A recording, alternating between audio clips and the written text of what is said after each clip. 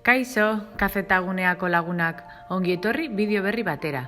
Oraingoan, zure smartphonearekin eta ordenagailuarekin pantalla argazkia nola egiten ikasiko dugu. Ekintza hau burutzeko bi modu ikusiko ditugu. Lehengo moduan, pantalla argazkia aterako dugu botoiak erabiliz. Hasteko, argazkia ateratzeko nahi dugun pantalla aukeratu behar dugu.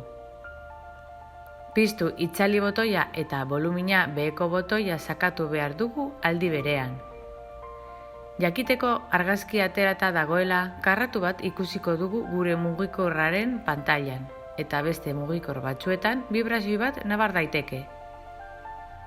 Beste mugikorretan, adibidez Samsung eta iPhoneetan, hasierako botoi fisiko bat daukate, eta argazkia ateratzeko sakatu behar dugu batera honek eta volumina beheko botoia. Jarraian, bigarren modua ikusiko dugu, eskua erabiltzen. Gailu batzuek modu honetan egiteko aukera dute. Lehenengo, aktibatu behar dugu aukera hau geure mugikorran. Honela, aktibatzen dugu.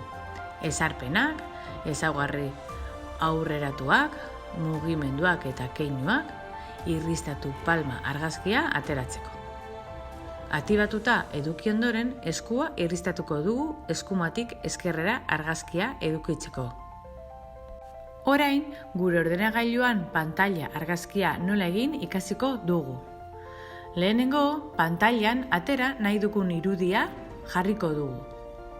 Jarraian, teklatua begiratuz, inprimatu pantalla tekla sakatuko dugu. Gainean klik egin eta uneko pantailaren pantalla argazkia aterako dugu eta arbelean kopiatu.